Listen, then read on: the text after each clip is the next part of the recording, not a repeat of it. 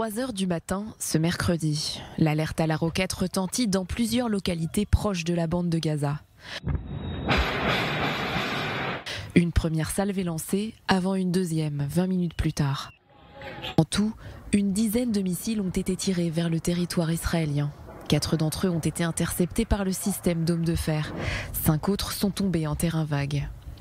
Une autre roquette a touché une usine de la ville de Sderot sans faire de blessés. En riposte, Tsahal a attaqué tôt ce mercredi matin 2 sites de production et de stockage d'armes du Hamas. Dans la nuit, des affrontements ont également éclaté dans la ville de Beit Oumar, près d'Hébron. Les émeutiers ont brûlé des pneus et lancé des pierres et des engins explosifs sur les soldats israéliens.